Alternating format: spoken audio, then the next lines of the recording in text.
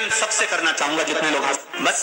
एक निवेदन सबसे करना चाहूंगा जितने लोग आस्था चैनल पर सुन रहे हैं, जितने फेसबुक यूट्यूब पर सुन रहे हैं और जितने बैतूल की पावन धरा पर श्रवण कर रहे हैं, उनसे एक बात कहूंगा महाराज कि जब कोई एकदम रोग आ जाए और डॉक्टर एकदम बोल दे कि ये रोग भारी आ गया है और इसकी जांचें जाएंगी और फिर ये कुछ भी हो सकता है, तो क्या करा जाता था कि 108 सरसों के फूल लाकर तुरंत शंकर भगवान को चढ़ाए जाते थे महाराज। तो चढ़ाने के बाद में रिपोर्ट अच्छी आती है। ऐसा नियम है। कहीं ठेका कोई ठेकेदारी करते ना, जो ठेका भरते हैं कि भाई मेरा टेंडर आना चाहिए, मेरा ये काम होना चाहिए, मेरी मल्टी बनना चाहिए, या मेरा ये काम के लिए जा रहा हूं, ये काम फतेह होना चाहिए, उसके सबके हाथ पैर जोड़ने से अच्छा एक काम करो, बस 108 सरसों के फूल उठाओ, शंकर जी का उद्धतेश्वर महादेव का नाम लिखो और छोड़ दो, शिव जी के ऊपर एक एक कर चढ़ा दो, वो ठेका तुम्हें ही मिलेगा, वो काम तुम्हारे पास ही आएगा। सरसों का पुष्प समर्पित किया भगवान शिव, आनंद की राशि है महाराज। बसंत पंचमी का दिन महाराज, सरस्वती का दिन, जिस दिन जो बच्चा पढ़ने में कमजोर होता है उसके हाथ से बसंत पंचमी के दिन सरसों के 31 फूल शंकर जी को चढ़ा दिए जाते हैं, तो बच्चा पढ़ने में अव्वल निकल जाता है। उसके बच्चे को कभी नहीं कह सकते कि पढ़ने बैठ, वो खुद बैठेगा। केवल आज बसंत पंचमी का दिन, एक ही दिन चढ़ता है, और बाकी के सरसों के फूल आपको मालूम है कि रोग मुक्ति के लिए तो होते ही हैं। ये तो आपको पहले भी वर्णन किया। जॉब अब छूट गई, 2 साल हो गए, 3 साल हो गए, सर्विस नहीं लग रही हो, बहुत प्रयास कर लिया हो, बहुत प्रयास, तो महाराज काली तिल्ली को पीस कर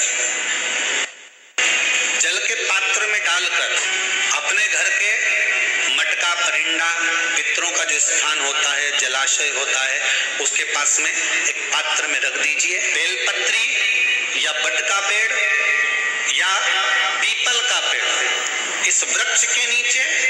एक रात्रि तक रखे रहने के बाद में दूसरे दिन अपनी कामना करकर, जिनका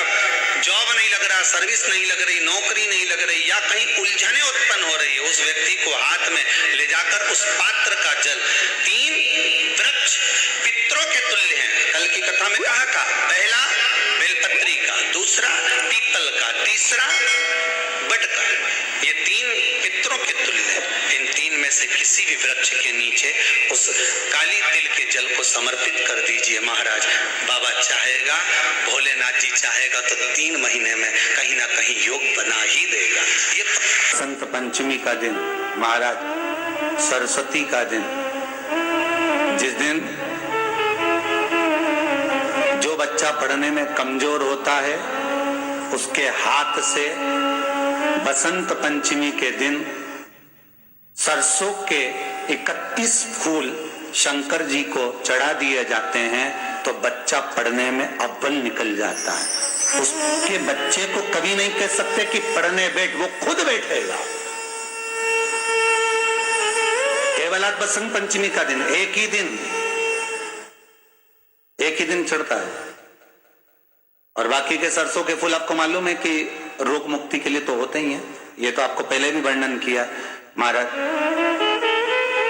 कि जब कोई एकदम रोग आ जाए और डॉक्टर एकदम बोल दे कि ये रोग भारी आ गया है और इसकी जांचें जाएंगी और फिर ये कुछ भी हो सकता है, तो क्या करा जाता था कि 108 सरसों के फूल लाकर तुरंत शंकर भगवान को चढ़ाए जाते थे महाराज। तो चढ़ाने के बाद में रिपोर्ट अच्छी आती है। ऐसा नियम है। कहीं ठेका कोई ठेकेदारी करते ना, जो ठेका भरते हैं कि भाई मेरा टेंडर आना चाहिए, मेरा ये काम होना चाहिए, मेरी मल्टी बनना चाहिए, या मेरा ये काम के लिए जा रहा हूं, ये काम फतेह होना चाहिए, उसके सबके हाथ पैर जोड़ने से अच्छा एक काम करो, बस 108 सरसों के फूल उठाओ, शंकर जी का उद्धतेश्वर महादेव का नाम लिखो और छोड़ दो, शिव जी के ऊपर एक एक कर चढ़ा दो, वो ठेका तुम्हें ही मिलेगा, वो काम तुम्हारे पास ही आएगा।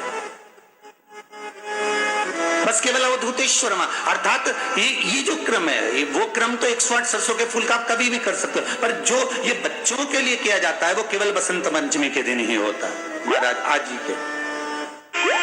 महाराज कोई दुकान आप डाल रहे हो, नया व्यापार चालू कर रहे हो और लग रहा है कि चलेगा कि ना चलेगा।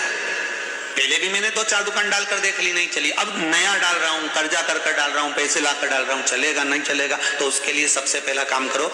कम से कम दुकान खोलने के 7 दिन पहले आम के पत्ते की बंदरवाल बांधो। दुकान का मुहूर्त होने के 7 दिन पहले आम के पत्ते की बंदरवाल बांधो। और कहीं आम के पत्ते की भस्म मिल जाए, वही भस्म जो आम के पत्ते 21 उठाए सूखे वाले, अलग से तोड़ के मत सुखाना, जो पत्ते नीचे गिरे हों उसको उठाकर सुखाकर, सूखा हुआ जो पत्ता हो उसको जलाकर उसकी भस्म बनाकर उसमें थोड़ा सा चंदन मिलाकर और उसी से सम्मुख में जहां 7 दिन पहले तुमने बंदरवाल बांधी है, दुकान खोलने वाले दिन उसी आम के पल्लव की भस्म जो शिव पर चढ़ी थी उसी में चंदन मिला हुआ वो एक स्वस्तिक का वर्णन पहली वाली कथा में करा कि स्वस्तिक सबसे पहले कहां बना था और कैसे बना था। वो गणेश जी का मस्तक कटा, उसका जो धड़ बचा था उसे स्वस्तिक का, एक स्वस्तिक का वर्णन पहली वाली कथा में करा कि स्वस्तिक सबसे पहले कहां बना था और कैसे बना था। वो गणेश जी का मस्तक कटा,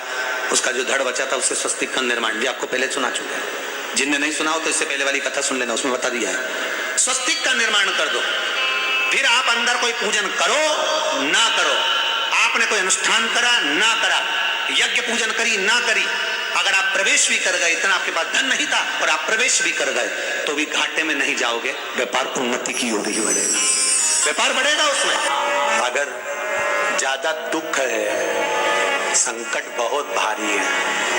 इतना बड़ा संकट है कि वो निपट ही नहीं रहा, फिर एक लोटा जल, उसमें थोड़ा सा चंदन का छींटा, एक सफेद पुष्प शिवजी पर चढ़ाकर उस चंदन के जल को, लाल चंदन मिल जाए तो ज्यादा अच्छा, शंकर भगवान पर धीरे धीरे अपने हृदय की कामना कर कर समर्पित करें। सुनेगा। कभी कभी अगर तुमको लगे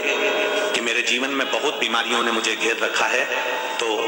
प्रयास करा करो कि बेलपत्र,